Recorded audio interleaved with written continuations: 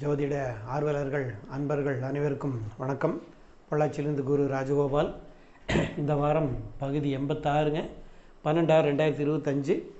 இன்றைக்கி ஒரு இந்தியாவில் பார்த்தா ஒரு சோகமான நிகழ்வு, விமான விபத்துங்க. ஒரு போஸ்ட்மார்ட்டம் தான், நம்ம முன்னாடி யாரும் சொல்லலை.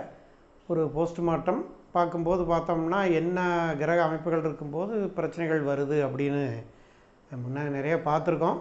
இன்றைக்கி மறுபடியும் அதை ஏறக்குறைய ரிப்பீட், அவ்வளோதான் சொல்ல போகிறோங்க. ஒரு பெரிய வித்தியாசம் இல்லை. நம்ம பொதுவாக சொல்கிறதே எப்படி அப்படின்னம்னா, நம்மளோட சுகஸ்தானம் அப்படின்னு சொல்லக்கூடியது சந்திரன் உடல்காரகன் அல்லது மனோகாரகன். இவருக்கு விரோதி யாருன்னா 6க்கு அதிபதி குரு, 8க்கு அதிபதியாக இருக்கக்கூடிய சனி பகவான். அப்போது குருவும் சனியும் சந்திரனை பார்த்தாலோ கடகத்தை பார்த்தாலோ, அதுக்கப்புறம் மற்ற கிரகங்கள் ஒரு பாவிகள் சப்போர்ட் இருந்துட்டாலோ ஒரு பிரச்சனைகளை ஒவ்வொரு நிகழ்வுலையும் பார்த்துட்டு வர. பின்னாடி நடந்த ஒரு நிலச்சரிவுள்ளே ஆகட்டுங்க, ஒரு கோர விபத்துகளாகட்டும், பெரிய பிரச்சனைகள். அதாவது விபத்துங்கிறது இன்றைக்கி அன்றாட நிகழ்வு அப்படி ஆகிப்போச்சுங்க. ஒரு நடைமுறை ஏற்றுக்க வேண்டிய ஒரு கட்டாயம். ஒரு பிரச்சனைங்கிறதும் விபத்துங்கிறதும் அது போரெல்லாம் ஆரம்பிச்சிட்டா 3 வருஷம் 4 வருஷம் நடந்துட்டு போகுதுங்க. ஆரம்பிக்கும் போது தான் நம்ம பேச வேண்டியதாக வருதே தவிர காலங்கள் ஓடிட்டு தான் இருக்குதுன்னு சொல்லக்கூடிய நிலை. இந்த கிரகம் இருந்தால் இது நடக்கும், இதில் முடிஞ்சிருங்கிறதே இல்லாமல் இன்றைக்கி ரஷ்யா போர் ஆகட்டுங்க, இப்போ இதில் உக்ரைன் ரஷ்யா போர் எடுத்துட்டாலும் சரி, இங்கே இதை எடுத்தோம்னாலும் அன்றைக்கே எல்லாம் பேசுனாங்க. ஒரு வாரத்தில் நின்று 3 மாதத்தில் நின்றுன்னு பார்த்தா இன்றைக்கி பார்த்தா அது வருஷம் கடந்து ஓடிட்டுருக்குதுன்னு சொல்லக்கூடிய ஒரு கால அமைப்புங்க. இன்றைக்கி இது நடந்திருக்குது. அப்படிங்கும்போது நம்ம சொன்ன ரூல் அப்ளை ஆகுதா அப்படின்னு பார்த்துக்க போகிறோம், அவ்வளோதான். ஒரு பெரிய ஒரு கண்டுபிடிப்புகள் கிடையாதுங்க. இப்போது சுகத்தை கெடுக்கணும் அல்லது விபத்தை கொடுக்கணும், பிரச்சனை கொடுக்கணும்னா சந்திரனையோ கடகத்தையோ சந்திரனும் சனியும் பார்த்து பாவிகள் சப்போர்ட் இருக்குது. அப்படிங்கும்போது ஒரு பெரிய பிரச்சனைகளை பார்க்குறோம் அப்படிங்கிறோம். இன்றைக்குமே அது ஏறக்குறைய ஒரு ப்ரூஃப் ஆகிருக்குன்னு சொல்லத்தான் வந்திருக்கிறோங்க. இன்றைக்கி பார்த்தோம்னா 12/6/2014 விபத்து நடந்தது ஏறக்குறைய மத்தியானம் 12:01:44, 1:38க்கு அப்படி டேக் ஆஃப் ஆகுதுங்க. மேலே போய் ஒரு 5 நிமிஷம் கூட இல்லை, போன ஸ்பீடுக்கு கீழே வந்துடுதுன்னு சொல்லக்கூடிய ஒரு அமைப்பு. பார்த்தோம்னா அந்த டயத்துக்கு உண்டான கட்டம் இப்படி நமக்கு அமையுது. லக்ன பகம் பார்த்தோம் அப்படின்னம்னா, லக்னம் சந்திர பகவானோட சாரம் வாங்கிட்டு லக்னம் இருக்கக்கூடிய ஒரு நிலைங்க. அதாவது அஸ்தம் 4ஆம் பாதத்தில் லக்னம் உட்காருது. சாராதிபதி 4 உட்கார்ந்து அந்த வீட்டு அதிபதியோட சப்போர்ட்டாக வாங்குறாருங்க. இந்த குரு பார்வை இருந்துட்டு கூடவே சனியும் பார்த்துரும்னு சொல்லக்கூடிய ஒரு நிலை. இத்தனைக்கு குரு அஸ்தமனம்னு சொல்லக்கூடிய ஒரு நிலைங்க. இந்த வீட்டு அதிபதியும் இருந்து அவருக்கு ஒரு புதன் காலபுருஷனோட 6க்கு அதிபதியோட சப்போர்ட்டும் வாங்கிட்டு போகக்கூடிய நிலை. இப்போது சனி பகவானும் குரு பகவானும் சந்திரனை பார்க்குறாங்க. அப்படிங்கும்போது பார்த்தோம் அப்படின்னம்னா, சார் இன்றைக்கி பார்க்குமா நாளைக்கு தானே பார்க்கும் அப்படிங்கும்போது பார்த்தோம். அப்படிங்கும்போது தான் இன்றைக்கி மூலம் கேது பகவானோட சாரத்தில் நின்று கேது பகவான் செவ்வாய் பகவான் கூட சேர்ந்துட்டு நிற்கக்கூடிய ஒரு நிலைங்க. அப்போது கேதுவோட ஒரு பேஸில் தான் இன்றைக்கி லக்னம் உட்கார்ந்துருக்கக்கூடிய நிலை. இப்போ லக்னம் சந்திரசாரம் வாங்கி சந்திரன் கேதுசாரம் வாங்கிட்டு போகிறதும் ஒரு கான்ட்ராவர்ஸு. இந்த சுகத்தை கெடுக்கக்கூடிய ஆட்கள் 2 பேரும் அதை பார்த்து நிற்கக்கூடிய ஒரு நிலைங்க. குருவும் சனியும் சந்திரனை ஒரு பார்த்துக்கிட்டு ஒரு இழப்புகளையும் ஒரு சுகக்குறைவுகளையும் ஒரு இழப்புகளையும் கொடுத்துரும்னு சொல்லக்கூடிய ஒரு நிலை. அதேமாதிரி லக்ன சந்திர பகவானோட சாரத்தில் நின்றுட்டு இருக்கக்கூடிய ஒரு காலகட்டத்தில் இந்த விபத்து நடந்திருக்குதுன்னு சொல்லக்கூடிய கணக்கு நம்ம எடுக்கிறோங்க ஐயா. இன்றைக்கி 10 குறைக்கு குரு புத்தி தான் நடக்குதுங்க அதில். அப்போ சனியோ குருவோ எப்படியாவது அதுக்கு ஒரு சம்பந்தங்கள் கிடைக்கணும். லக்னம் மூலமாக சந்திரன் கிடைக்குதுங்க, புத்தி மூலமாக குரு புத்தி இருந்துட்டு போகுதுன்னு சொல்லக்கூடிய நிலைங்க.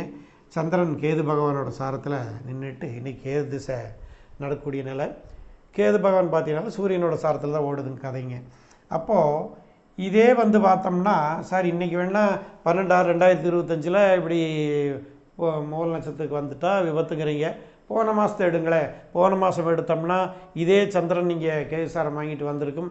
ஏறக்குறைய கிரகங்கள் குருவும் சனியும் பார்த்து தான் இருக்குது. அப்போ அன்னைக்கு நடக்காத விபத்து இன்றைக்கே நடக்குது அப்படின்னு பேசினோம்னா, ஏறக்குறைய 16/5/2025 ஏறக்குறைய இந்த குரு இங்கே தான் இருந்திருக்கிறாரு, சனி பகவான் இங்கே தான், ராகு மேலே இருந்திருக்கிறாருங்க. அன்னைக்கு இவரோட சாரம் குரு சாரம், இன்றைக்கி இவர் சனி பகவானோட சாரத்தில் நின்று போகக்கூடிய ஒரு நிலைங்க. குரு பகவான் பார்த்தோம் அப்படின்னம்னா, இன்றைக்கி இருக்கக்கூடிய சாரம் பேசுனீங்க அப்படின்னா குரு பகவான் இங்கே நின்றுட்டுங்க உங்களுக்கு செவ்வாயோட சாரத்தில் நின்றுட்டு போகக்கூடிய நிலை. அன்னைக்கு பார்த்தா ராகு சாரத்தில் ஒரு மாதம் முன்னாடி இருந்திருப்பாருங்க. அடுத்தது வந்து பார்த்திங்கன்னா செவ்வாயோட சப்போர்ட்டு கிடைக்கல. இன்றைக்கி செவ்வாயோட சப்போர்ட்டு கிடைக்குதுங்க. செவ்வாய் இந்த தேதிக்கு 16/5/2020 தான் செவ்வாய் பகவான் ஒரு நீசம்னு வலுவில்லாத நிலையில் நிற்கக்கூடிய நிலை. காலத்தினோட தலைவனும் 8க்கு அதிபதியுமோட சப்போர்ட்டு போன மாதம் கிடைக்கல நம்மளுக்கு. இந்த தேதிக்கு இதே ஏறக்குறைய குரு சனியும் சந்திரனும் இந்த இடத்துல இருந்து தான் நடந்ததுன்னு சொல்லக்கூடிய நிலை. அப்போது அன்னைக்கு செவ்வாய் பகவான் இங்கே மேலே உட்காந்துட்டு இந்த செவ்வாயோட பார்வையை சந்திரனோ சனியோ குருவோ யாரும் அன்றைக்கி வாங்கலைங்கிற நிலை. இன்றைக்கி பார்த்திங்கன்னா செவ்வாய் இங்கே உட்காந்துட்டு சனி பகவானோட பார்வையை பார்த்துறாருங்க.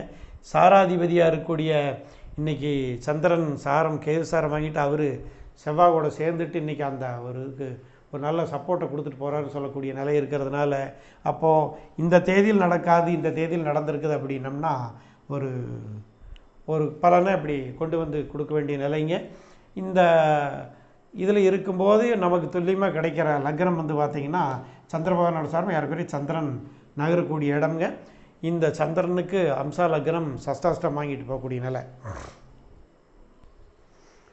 அப்போது ஒவ்வொரு தடவையும் சனியும் குருவும் பார்க்கத்தா கடகத்தையும் சந்தனையை பார்த்தா விபத்து நடக்குமா அப்படின்னா அது நடக்குதோ இல்லையோ, ஆனால் பிரச்சனைகள் நடக்கும்போது இந்த பார்வைகளும் இந்த அமைப்புகளும் நமக்கு ஒவ்வொரு தடவையும் திருப்பி பாருங்கள். இந்த இப்போ லேண்ட்ஸ்லைடிங்கில் கூட கடைசியாக நடந்து பாருங்கள், நம்ம வீடியோவில் கூட போட்டிருந்தோம். அப்போ பிரச்சனைகள், அதாவது இந்த ஆள் இருந்தவன் அந்த கம்யூனிட்டி சேர்ந்த அத்தனை பேரும் பிரச்சனையான ஆள் கிடையாது, ஆனால் அவங்க இல்லாத பிரச்சனை நடக்காதுன்னு சொன்னால் எப்படி இருக்குமோ அந்த மாதிரி குருவும் சனியும் சந்திரனையோ கடகத்தையோ பார்த்தா விபத்து நடக்குதோ இல்லையோ, ஆனால் விபத்து நடக்கும்போதெல்லாம் இவங்களோட ஒரு அமைப்பு இணைவுகள் நமக்கு கிடச்சி போகுது. இதில் பார்த்தீங்க அப்படின்னம்னா இன்றைக்கி கேது திசை நடக்குதுங்க சார். கேது திசை நடக்கும்போது சுக்கிரன் செவ்வாய் சந்திரன் எல்லாருமே கேது பகவானோட சாரத்தில் வாங்கிட்டு உட்காந்துருக்காங்கன்னு சொல்லக்கூடிய ஒரு நிலை. இதுவும் அந்த இணைவு அந்த கேது திசை நடக்கும்போது செவ்வாய் பகவான் 12 உட்காந்துட்டு பேசிடுவார், காலத்தினோட அதிபதியும் பேசிடுவாருங்கிற கணக்கு கிடைக்குது. அதே மாதிரி குரு புத்தி நடக்குதுங்க. குரு வந்து ராகு குரு சாரத்தில் நின்றுட்டு இன்றைக்கி அவரும் பேசுகிறாருன்னு சொல்லக்கூடிய நிலை.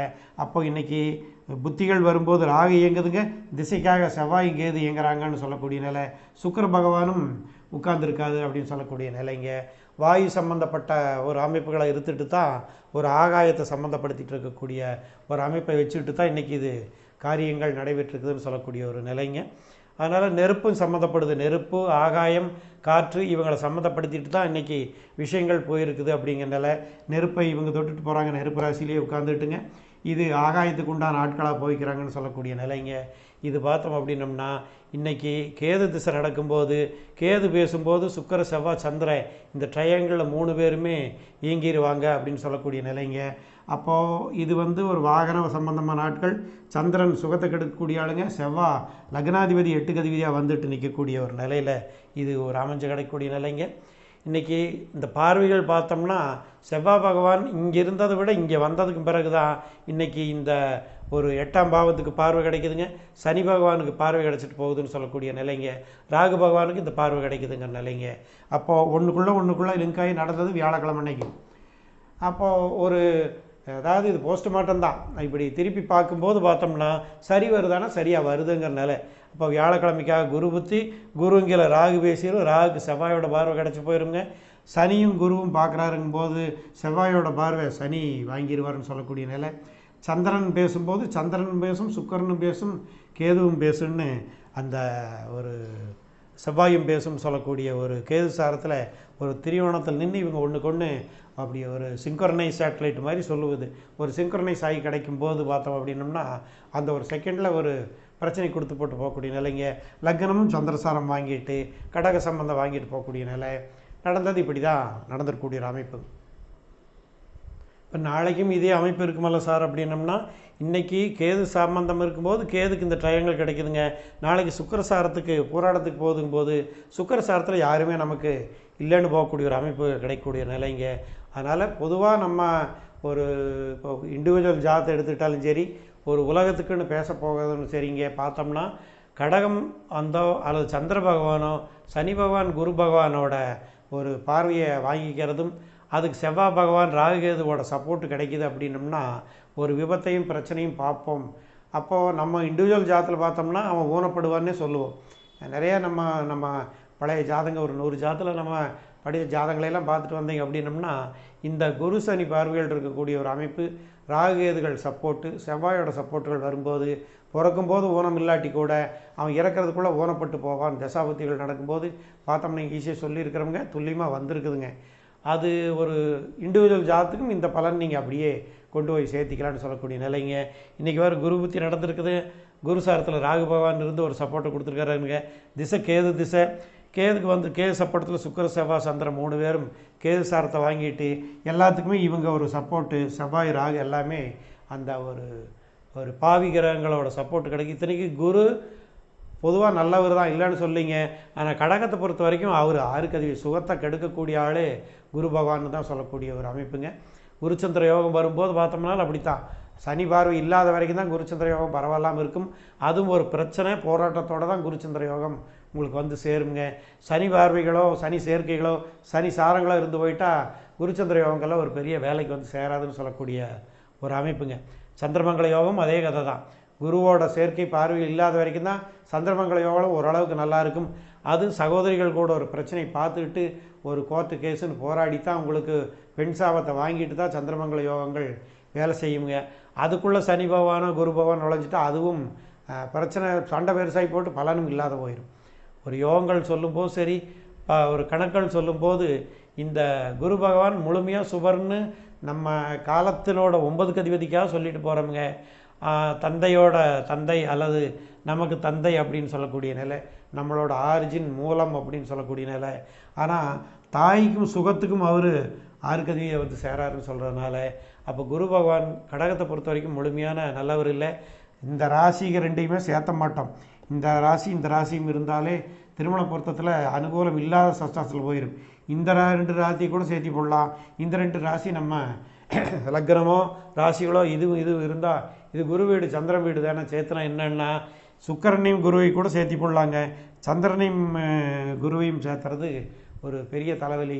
இது சண்டை கட்டிட்டு பிரிய மாட்டாங்க, இது சண்டை வரும் பிரிஞ்சும் போயிடும்னு சொல்லக்கூடிய அமைப்பு இந்த குருச்சந்திர ஒரு அமைப்புன்னு சொல்லக்கூடிய ஒரு நிலைங்க. ஒரு சிம்பிள் தான். இந்த ஒரு பிரச்சனைகள் நடக்கும்போது இந்த இன்வால்மெண்ட்டுகள் உள்ளே வருது அப்படிங்கிறத நம்ம ஒரு புரிஞ்சுக்கிட்டால் சரி, அவ்வளோதான். இது இண்டிவிஜுவல் ஜாதத்துலேயும் இது அப்படியே கொண்டு போய் பாருங்கள். திசாபுத்திகள் வரும்போது வேலை செய்யும். அந்த காலத்தில் திசாபுத்திகள் சின்ன வயசில் விட்டால் சின்ன வயசுலேயே ஊனம் கிடச்சி போயிடும். சில பேர் பார்த்தீங்கன்னா 50 வயசு 60 வயசில் ஆவாங்க. இப்போ என் தம்பி ஜாதமே நம்ம பார்த்துருப்போம். ஏறக்குறைய 45 வயசில் தான் அவர் காலம் அறுபடுது, அப்படி அறுபட்டு கொடுக்குறாங்கன்னு ஊனப்படக்கூடிய வயசு ஒரு 45 வயசில் போகிறாருங்க. மேசலக்கணத்துக்காரரு சனி திசையினோட புதன் புத்தியில் அவர் காலில் அறுபடுறாருங்கனால.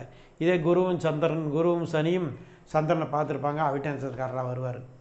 அதனால் இந்த ஒரு சுகத்தை கெடுக்கிற ஆட்கள் ஒரு போராட்டம் பெருசாக பிரச்சனைகள் வரும்போது பார்த்தோன்னா குரு பகவானும் சனி பகவானும் செவ்வாய் பகவானும் சந்திரனையோ கடகத்தையோ தொட்டுவிட்டு தான் இருக்கிறாங்கங்கிறனால அடுத்தது கூட ராகுகேதுகள் சேர்க்கையும் சாரங்களும் இந்த மாதிரி கூட்டணிகள் வந்து போச்சு அப்படின்னம்னா கொஞ்சம் உறுதிப்படுத்திக்கலாம்னு சொல்லக்கூடிய நிலைங்க. வாழ்த்துக்கள் ஐயா, வணக்கம். இப்போ இதுக்கு காரணம் எப்படி வரும் அப்படின்னு கேட்டோம்னா, இது லக்னம், இது சந்திரன், இவங்க ரெண்டும் சம்மந்தப்பட்டுட்டு தான் இன்றைக்கி வருதுன்னு சொல்லக்கூடிய நிலைங்க. லக்னமே சந்திர பகவானோட சாரத்தில் தான் நின்றுட்டு சந்திரன் உட்கார்றாங்க. இப்போ இது வந்து பார்த்தோம்னா இது ஜீவராசி, இதுவும் ஜீவராசி. இதுக்கு முழு காரணம் என்ன அப்படின்னா மனித தவறு தான் காரணம். இவங்க மூடி மறைக்கிறாங்களோ கொண்டு வர்றாங்களோ தெரியல. நம்ம கட்டத்தில் கிடைக்கக்கூடிய அமைப்பு இப்போ பார்த்தோம் அப்படின்னம்னா இது உபயம் எல்லாமே உங்களுக்கு ஒரு மனிதனாக அப்படி வரக்கூடிய ஜீவனாக தான் வருங்க. உபயம் எல்லாமே ஜீவன் தான் சொல்லக்கூடிய நிலைங்க. அப்போது இது தாது மூல ஜீவன் எடுத்திங்கன்னா இது ஜீவன், இதுவும் ஜீவன், இதுவும் ஜீவன், இதுவும் ஜீவன். அப்போது ஒரு 5 மனித தவறுகள் அப்படி சொல்லக்கூடிய நிலைங்க. அல்லது டோட்டலாக எடுத்தால் மனித தவறுகள்னால தான் இந்த விபத்து நிகழ்ந்ததுங்கிறத நம்மளுக்கு ஒரு கட்டங்கள் சொல்லிட்டு போகிறது. உபயம் பூரா ஜீவனாக தான் வருங்க. மனிதன தவறுகள் தொட்டுட்டு தான் இன்றைக்கி ஒரு பிரச்சனை நடந்திருக்குது. ரிப்போர்ட் அப்படி தான் வரும். நீ அரசியல் எப்படி கொண்டு வர்றாங்கன்னு தெரியலைங்க. காரணம் நமக்கு கிடைச்ச கட்டத்தில் கிடைச்ச காரணம் இதுவாக தான் நமக்கு இருக்குது. வாழ்த்துக்களை அடுத்த வாரம் பார்க்கலாம்.